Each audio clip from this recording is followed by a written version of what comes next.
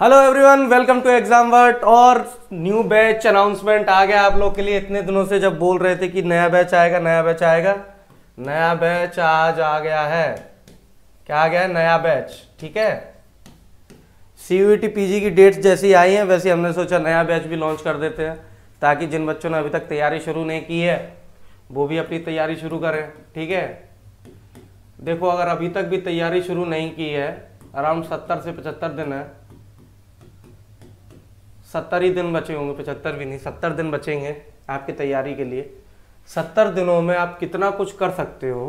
ठीक है, अब यहाँ पे हार्ड वर्क की जरूरत नहीं है। 70 दिन में कोई हार्ड वर्क नहीं हो सकता। ठीक है, 70 दिन में हिस्ट्री के मैटर में कोई हार्ड वर्क नहीं हो सकता, इतना याद रखना। 70 दिनों में हो सकता है क्या? 70 दिनों में हो सकता है आपका स्मार्ट वर्क। क्या हो सकता है 70 दिनों में? Smart work. उस स्मार्ट वर्क के लिए एग्जाम वर्ट की तरफ से आपके लिए आया है नया कोर्स हिस्ट्री के लिए। ठीक है, उस स्मार्ट वर्क के लिए आपके लिए आया है नया कोर्स। नया कोर्स कौन सा?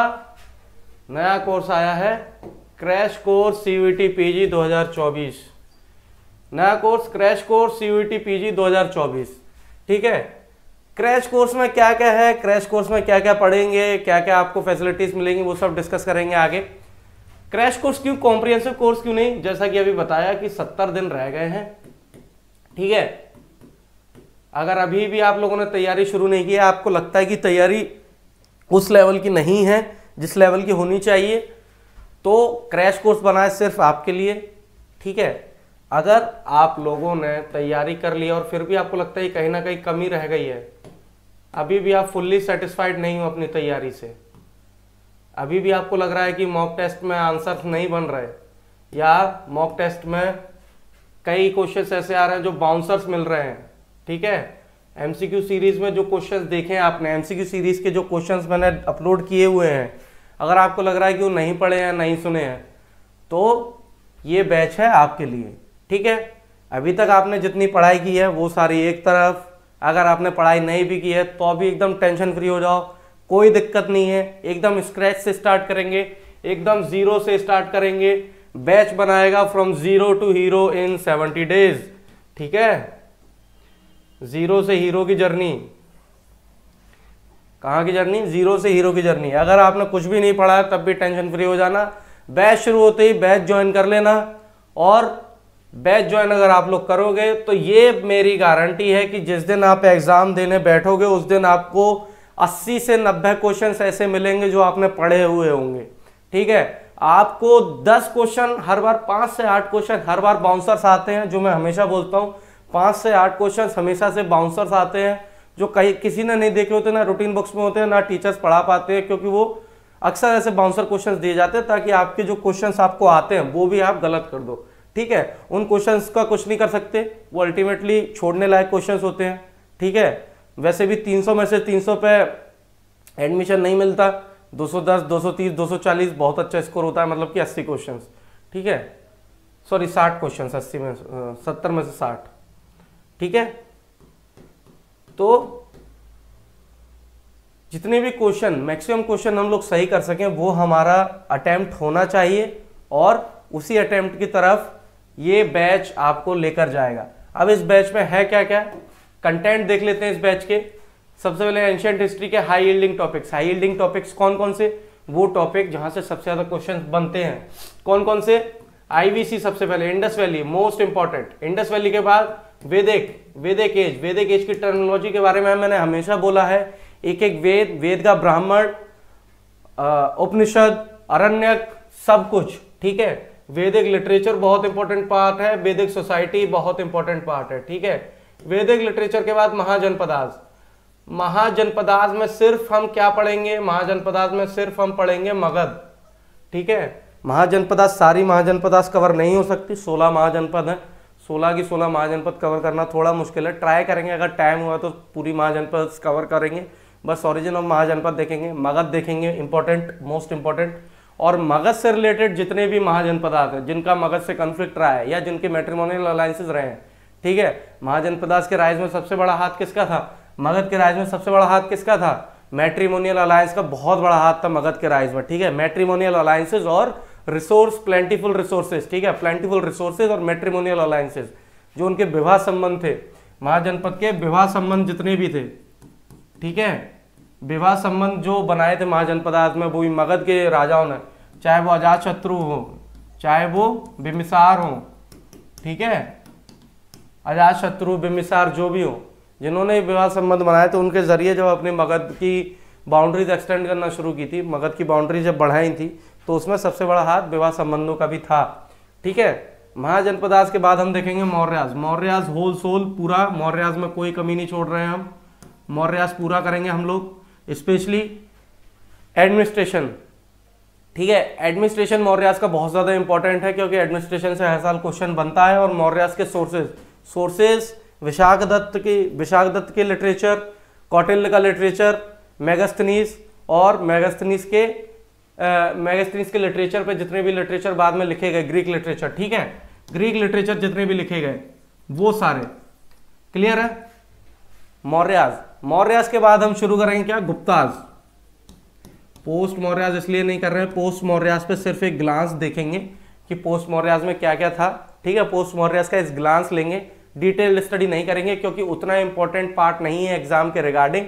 आप इतना ट्रस्ट कर सकते हैं एग्जाम वट के अपने से राज रतन सर के ऊपर कि वो हाई यील्डिंग टॉपिक्स का मतलब आपके 50 से 60 क्वेश्चन यहाँ से बनवा देंगे, इतना भरोसा आप कर सकते हैं। लास्ट ईयर जब हमने पढ़ाई की थी, लास्ट ईयर का एग्जाम पेपर देखा होगा, मोस्टली पेपर वहीं से आया था जिस सेक्शन पे मैंने बार बार फोकस करा था कि ये सेक्शन बहुत ध्यान से पढ़ लेना, क्योंकि इस सेक्शन से बहुत ज़्यादा प्रोबेबिलिटी है क्वेश्चन आने की, ठीक है। लास्ट ईयर का पेपर आप लोगों ने देखा, लास्ट ईयर में पूरे साल बोलता रहा कि इस टॉपिक को देख लेना, पेपर में वो सब बातें सच भी हुई, ठीक है। तो प्लीज़ आप इतना ट्रस्ट कर सकते हैं कि जो हाई यील्डिंग टॉपिक्स में बता रहा हूँ, ये नहीं बोल रहा कि सारा का सारा पेपर वहीं से आ जाएगा, पर बहुत ज़्यादा प्रोबेबिलिटी है कि बहुत सारे क्वेश्चंस वहाँ से आए जो कराए जाएंगे आपको क्लासेस में, ठीक है। मौर्यास, गुप्ताज, पोस्ट गुप्ता की कुछ डायनेस्टीज हैं वो पढ़नी है, पोस्ट गुप्ताज, ठीक है। हर्षा के बाद क्या पढ़ना है हमें, कन्नौज ट्रायंगल एक पढ़ना है बस, कन्नौज ट्रायंगल इंपॉर्टेंट है। कन्नौज ट्रायंगल में जितनी भी डायनेस्टीज इन्वॉल्व थी, ठीक है, वो पढ़नी है हमें। पोस्ट गुप्ता में कुछ डायनेस्टी है, बहुत इंपॉर्टेंट डायनेस्टी है, वो हमें पढ़नी है। साउथ इंडियन हिस्ट्री में संगम के बिल्कुल किसी भी हालत में नहीं छोड़ सकते, संगम के बाद चोलास कौन से, इंपीरियल चोलास, ठीक है, इंपीरियल चोलास। ये हो गया हमारा एंशिएंट हिस्ट्री का पार्ट। एंशिएंट हिस्ट्री में हम इतना पढ़ने वाले हैं, ठीक है। एंशिएंट हिस्ट्री के बहुत ज़्यादा इंपॉर्टेंट टॉपिक्स हैं और मोस्टली क्वेश्चन यहीं से बनते हैं, तो प्लीज़ इस चीज़ को इग्नोर मत कीजिएगा, क्योंकि इतना टाइम नहीं है कि पूरा एंशिएंट आप कवर कर सके 75 दिन, पूरा सिलेबस आप कवर कर सकें 70 के 70 दिनों में, ठीक है। मिडिवल हिस्ट्री के most important topics, medieval history में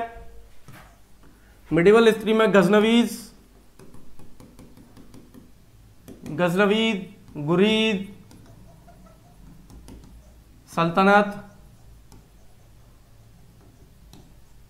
के सारे रूलर्स, चाहे वो ममलुक डायनेस्टी, स्लेव डायनेस्टी, सैयद, ठीक है। उसके बाद मुगल सारे कंप्लीट मुगल्स के बाद सबसे इंपॉर्टेंट पर्शियन लिटरेचर। यहाँ से काफ़ी क्वेश्चन बनते आ रहे हैं, इसलिए पर्शियन लिटरेचर, और मैंने पर्सनालिटी पे काफ़ी फोकस किया है अपने एमसीक्यू सीरीज में।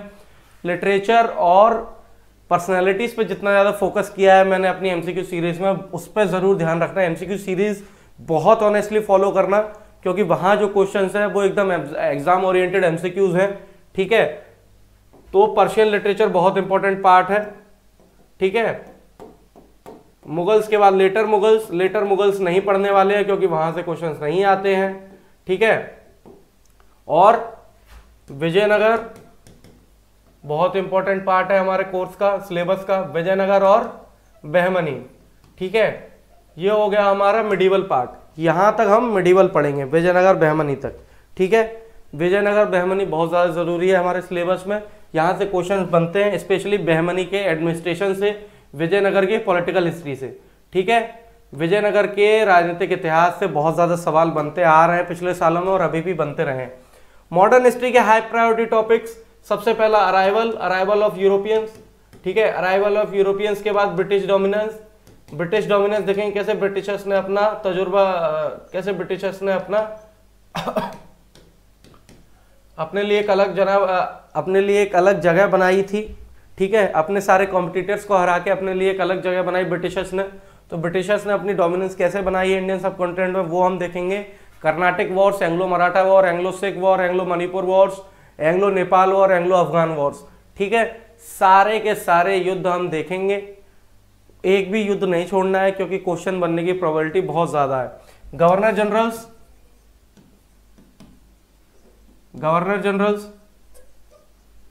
ठीक है, एक भी गवर्नर जनरल नहीं छोड़ेंगे। ट्राइबल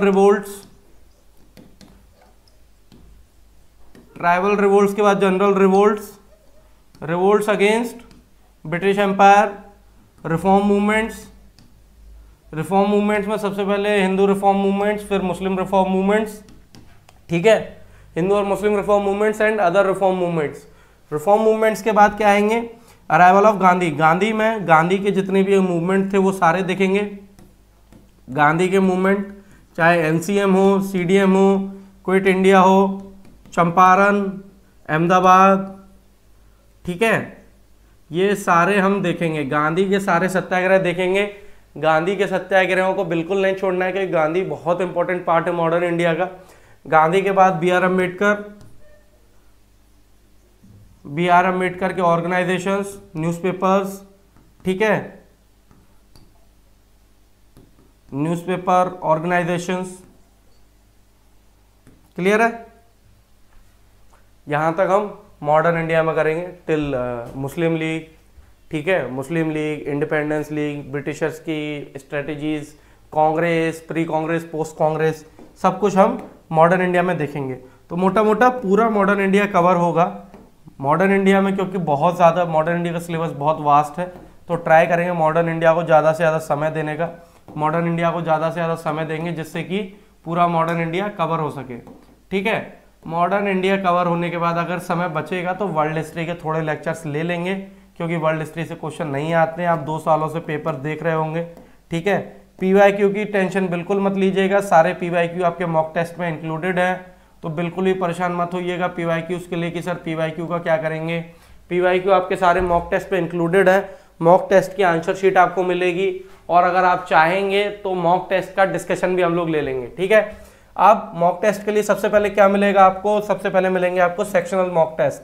सेक्शनल मॉक टेस्ट में क्या है, सेक्शनल मॉक टेस्ट में है 2 एंशिएंट के हैं आपके पास, एक मिडीवल है और एक मॉडर्न है, ठीक है, एक मिडीवल, एक मॉडर्न और 2 ancient, total 4 sectional mock test. 4 sectional mock test, 400 question, बहुत अच्छी प्रिपरेशन करने के लिए, ठीक है। वीकली टेस्ट में आपको मिलेंगे, वीकली टेस्ट आपको मिलेंगे 9 वीकली टेस्ट, 9 वीकली टेस्ट माने 100 क्वेश्चंस।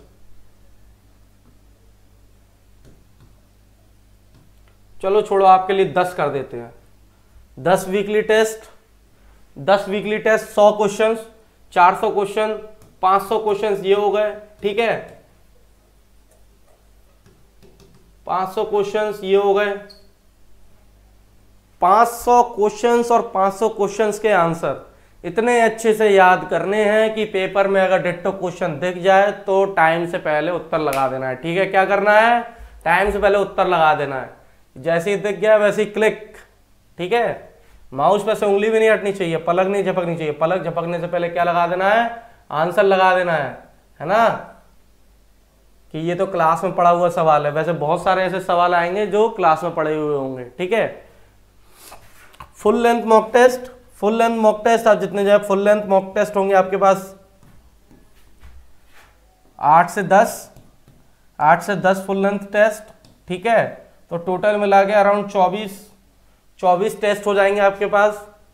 500 क्वेश्चन वो, 800 क्वेश्चन ये, 800 से 1000 क्वेश्चन ये, ठीक है।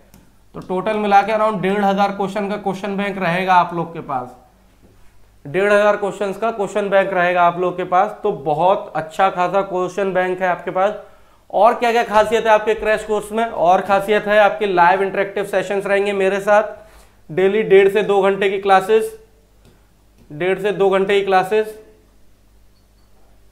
ठीक है, सर्दियां चल रही हैं तो अब आलस छोड़ो, बिस्तर छोड़ो, पढ़ाई करने बैठ जाओ, क्योंकि ज्यादा दिन है नहीं, 70 दिन बचे हैं। 70 दिन का फॉर बेस्ट यूज करना है हमें। 70 दिन का बेस्ट यूज करना है तो 1.5 से 2 घंटे की क्लासेस चाहिए डेली सिलेबस खत्म करने के लिए। 1.5 से 2 घंटे की क्लासेस सुबह 7 से 9 या 7 से 8:30। ठीक है, टाइमिंग का कोई इशू नहीं है, टाइमिंग एडजस्ट भी कर सकते हैं जैसा आप लोग को सूटेबल लगे। रिकॉर्डेड सेशंस भी मिलेंगे। Mentorship till last day of your examination. मैं एग्जाम के आखिरी दिन तक आप लोग के साथ हूं। कहीं भी कोई भी प्रॉब्लम आ रही है course related, I am always with you guys. कहीं भी किसी भी तरह की समस्या आ रही है, चाहे एमसीक्यू नहीं बन रहे हैं, चाहे लेक्चर्स नहीं समझ आ रहे हैं, या मोटिवेशन की कमी हो रही है, डर लग रहा है एग्जाम से, सबके लिए राजरतन सर हमेशा आपके साथ हैं लास्ट टाइम तक। तो प्लीज बिल्कुल भी डरने की जरूरत नहीं है। जिसने अभी तक नहीं पढ़ाई शुरू की है, चाहे वो एंड सेमेस्टर चल रहे थे सिर्फ इसलिए नहीं की है, बिल्कुल डरने की जरूरत नहीं है। साथ मिलकर पढ़ेंगे और एग्जाम फोड़ के रहेंगे और अपनी ड्रीम यूनिवर्सिटी जाके रहेंगे। ठीक है, चाहे वो डीयू जाना हो आपको, या जेएनयू जाना हो, या बीएचयू आना हो। ठीक है, अब बिल्कुल नहीं डरना है। 70 दिन है तो कैसे होगा क्या होगा, एग्जाम वट आ गया आप लोग के लिए, कैसे होगा क्या होगा। ठीक है, ये सब नहीं सोचना है। आपका बस एक काम है, मेहनत से पढ़ाई करनी है और मेहनत से टेस्ट सॉल्व करने हैं, बस ये काम है। आप इतना कर लीजिए, बाकी किसी भी चीज की चिंता मत लीजिएगा। ठीक है, और इतनी गारंटी मैं दे रहा हूं, जिस बच्चे ने इन 70 दिनों में मेहनत कर ली, इन 70 दिनों में दिलो जान से जिसने मेहनत कर ली, वो बच्चा अपनी ड्रीम यूनिवर्सिटी पाने से उसको कोई नहीं रोक सकता। ठीक है, उस बच्चे को अपनी ड्रीम यूनिवर्सिटी पाने से कोई नहीं रोक सकता। आप खुद ही सोचिए, 2-2 हजार क्वेश्चन जब आप लोग करके जा रहे हैं, ठीक है, 2-2 हजार क्वेश्चन जब आप लोग करके जा रहे हैं, तो एग्जाम में कुछ छूटेगा भाई आपसे? ये बताओ। सारे पीडीएफ्स आपको मिलेंगे, पीडीएफ्स बाइलिंगुअल हैं, इंग्लिश हिंदी दोनों में पीडीएफ्स मिलने वाले हैं। ठीक है, पीडीएफ इंग्लिश और हिंदी दोनों में है भाई, तो पीडीएफ की चिंता मत कीजिएगा। पीडीएफ इंग्लिश हिंदी दोनों में मिलेंगे आपको। ठीक है, पीडीएफ की चिंता कोई नहीं करेगा, इंग्लिश हिंदी दोनों में पीडीएफ है, दोनों माध्यमों का ध्यान रखा गया है। क्लासेस हिंदी और इंग्लिश दोनों में होंगी, क्लासेस बाइलिंगुअल रहेंगी। ठीक है, हफ्ते में 6 दिन क्लासेस हैं, मंडे टू सैटरडे क्लासेस। ठीक है, मंडे टू सैटरडे क्लासेस। अब गोल्डन है क्वेश्चन कि सर फीस क्या होगी? कॉम्प्रिहेंसिव कोर्स की फीस आप लोग को मालूम थी 4,000 कॉम्प्रिहेंसिव कोर्स की फीस थी। ठीक है, 4,000 कॉम्प्रिहेंसिव कोर्स की फीस थी। तो क्रैश कोर्स की फीस आपको क्या लग रहा है कितनी रखेंगे? 3,500? नहीं। 3,500? बिल्कुल नहीं। 3,2500? बिल्कुल नहीं। फिर आपके क्रैश कोर्स की फीस रखी गई है सिर्फ और सिर्फ 3,000। एकदम कॉम्प्रिहेंसिव टाइप है, बस कुछ कुछ टॉपिक्स नहीं हो रहे हैं। क्रैश कोर्स की फीस है 3,000 ओनली 3,000। ठीक है, ओनली 3,000 है आपके क्रैश कोर्स की फीस। उस पर भी एक स्पेशल ऑफर, 3,000 पे एक स्पेशल ऑफर। 3,000 पे स्पेशल ऑफर क्या है? जो लोग न्यू ईयर पे खरीदेंगे कोर्स, उनको मिलेगा कोर्स 2,750 रुपए में। ठीक है, स्पेशल ऑफर न्यू ईयर। आप लोग का न्यू ईयर बनवा दिया, लो न्यू ईयर मनाने कहीं बाहर नहीं जाना, कोर्स खरीद लो जल्दी। ठीक है, कोर्स खरीद लोगे फिर 2,750 न्यू ईयर पे खरीदने के लिए। ठीक है, न्यू ईयर के बाद के लिए नहीं है ये ऑफर, न्यू ईयर के बाद के लिए ऑफर नहीं है, न्यू ईयर के पहले तक के लिए ऑफर है। और न्यू ईयर से पहले जो न्यू ईयर के बाद जो खरीदेंगे उनके लिए 3,000 फीस है। ठीक है, 70 दिन बचे हैं, तो अब 70 दिन में बिल्कुल भी नहीं डरना। राजरतन सर और एग्जाम वर्ड की टीम हमेशा आपके साथ है। टेलीग्राम चैनल ज्वाइन जरूर करना, और ये वीडियो जितना हो सके उतना ज़्यादा शेयर करना, जिससे कि जो भी बच्चे रह गए हैं उनको भी क्रैश कोर्स का फायदा मिल सके। ठीक है, अब आने वाले 70 दिन में अपनी ड्रीम यूनिवर्सिटी जाना है या नहीं, आपका पार्ट डिसाइड करेगा। आप एनरोल हो रहे हैं या नहीं वो डिसाइड करेगा।